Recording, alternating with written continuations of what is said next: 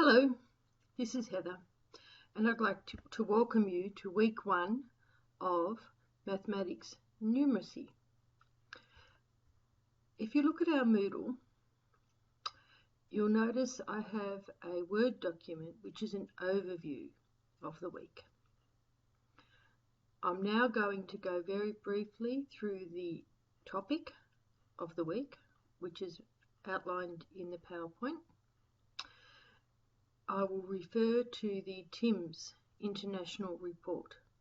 The TIMSS is Trends in Mathematics and Science Assessments, and it's an international study. And when the Herald Sun says that Australia is going badly in the international studies, it's TIMSS that they're referring to. There's a grade 4 and a grade 8 version of TIMSS. We'll concentrate on the grade 4.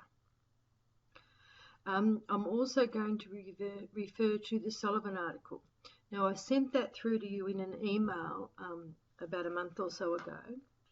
So the Sullivan article, because I refer to it so much myself, I printed off, and part of today's lecture will be looking at that.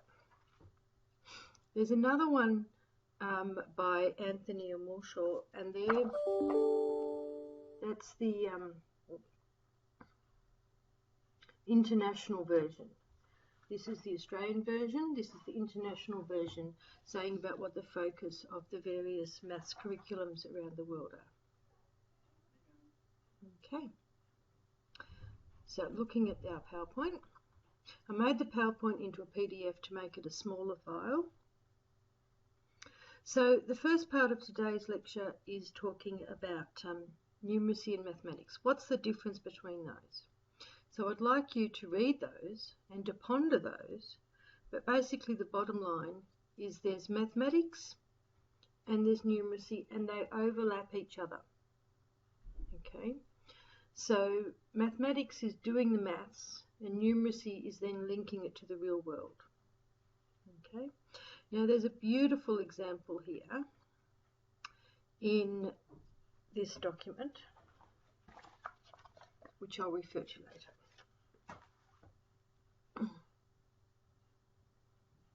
So for our purposes, we'll have mathematics and numeracy being very, very similar to each other. So we're thinking the big picture, we're thinking about how to cater for all the different students that we will have in our classes, the lovely variety of students. Okay. So there's a whole lot of education theories on how to cater for students. Okay. So there's a whole swag of them. And you'll look up some of those and you'll know some of those. Okay. For example, Piaget reckons you have to go through a concrete stage before you can go to an abstract stage. Okay, he's one of my favourites. And Bloom's that talks about the difference between remembering stuff and understanding stuff. But we must cater for all our students, their readiness, their interests, and their learning styles.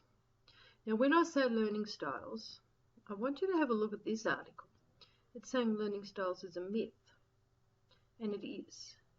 Okay, you and I will all have a preferred learning style.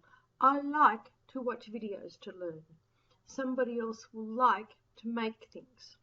Somebody else will like to listen. Okay, however, regardless of what we like to do, we need to learn in a variety of learning styles so that our understanding is deeper. Okay? We don't want children to think they only can learn in one style. All children need to trial many different learning activities. They might like some better than others, but they might learn in all of them. Now, I want to remind you about something we talked about last semester, week 10, if you want to go back to that, about learning theories. Right? There are many different learning theories. Okay, there's your behaviouralist, your cognitism, and your constructivism. And we're linking these in particular to do with technology. because our first hurdle task is to choose a technology activity, a game, an app, a video, on helping children to learn their mathematics through technology. Okay, so when you're evaluating your technology activity, you will think about, is it appealing to their learning behavioralism? Right? Is it rewarding them or punishing them for doing good or bad? Or is it asking them to repeat?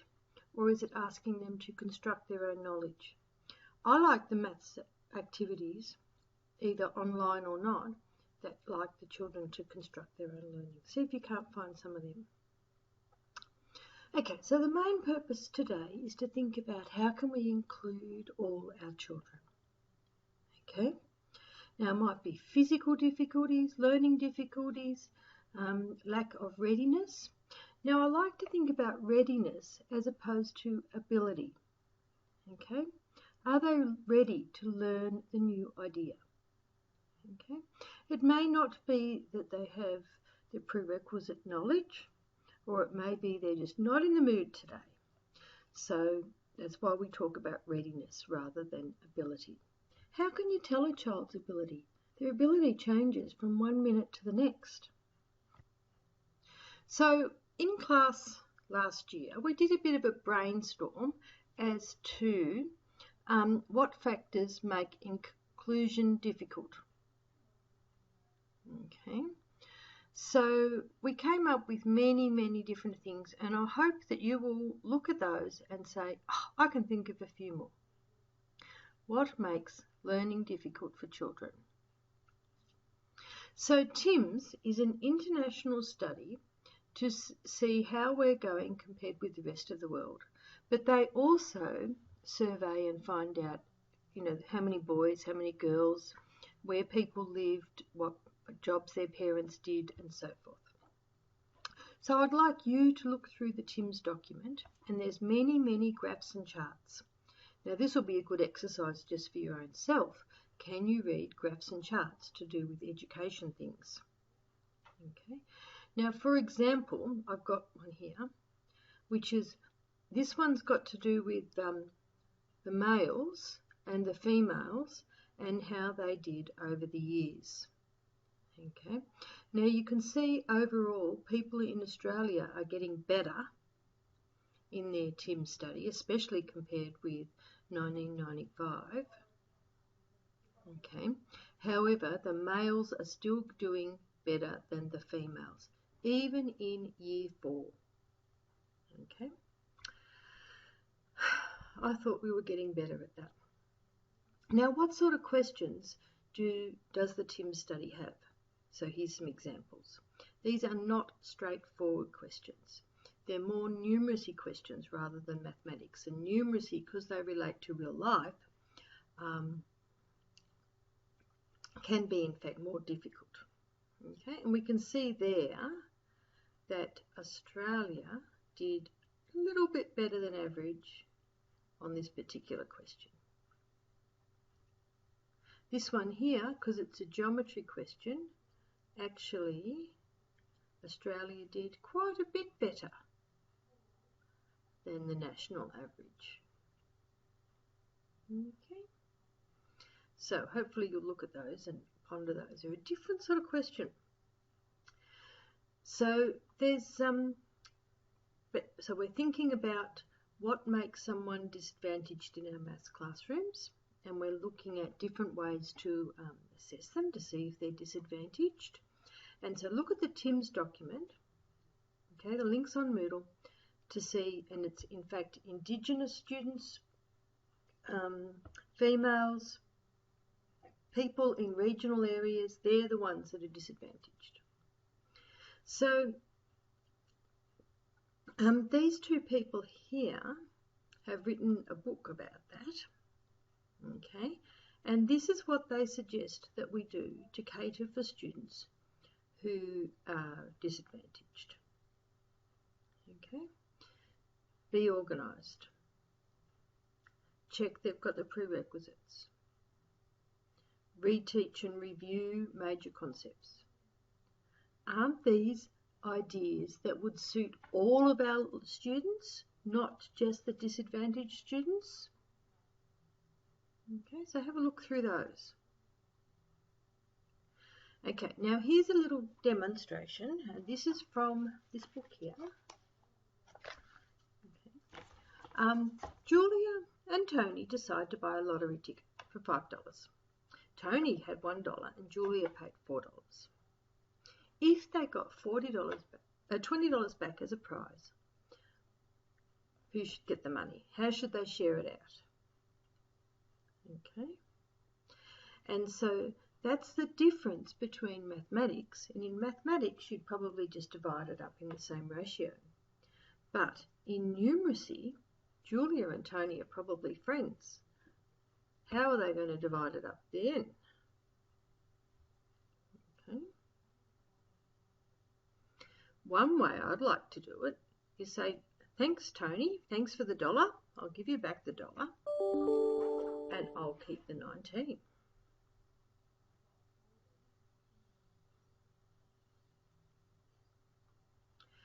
And then there's some more examples about people going on holidays. Please have a look at those and see what you think you'd like to do. Okay. So far today we have linked numeracy and mathematics. We've talked about different ways to teach, catering for different learning styles and catering for different learning theories. Okay, and we're catering for all our students. So this document, which was the support document to do with what behind the Australian curriculum and the Victorian curriculum, I'd like you to write a little summary of one of the chapters. Okay, so I've divvied up people and it's on Moodle as to which chapter you need to write a summary of, and I'd like you to put it on the forum. Okay, it's all very well for you to read it and say, oh, isn't that interesting?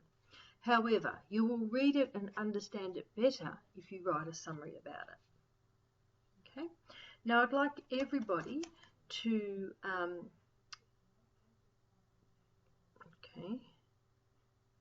so everyone to read chapter 5,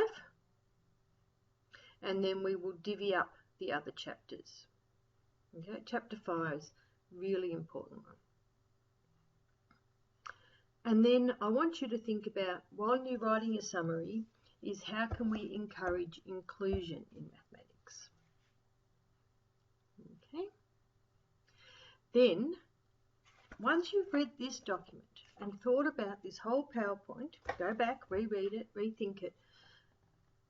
That will help you decide what topic to do for your assessment. Okay. Here's some that you might like to do. And if you want to do, and as soon as you've decided, can you email and let me know, please?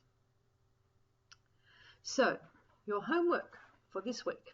Read the PowerPoint. Think about it. Don't just read it. Read this article and summarise your chapter. Then read and comment on somebody else's chapter. Okay. So, if you want, as a bonus activity, you could read the international version as well. You'll notice there's a lot of similarities. And also you can watch Joe Bower, who's one of my favourite educationalists, talking about how the brain works in mathematics.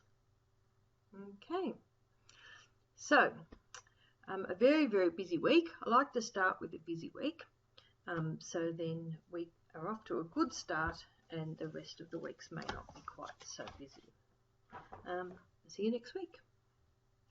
I'll try and have everything up on the Friday before the week. Okay, so you've got plenty of time to think about everything.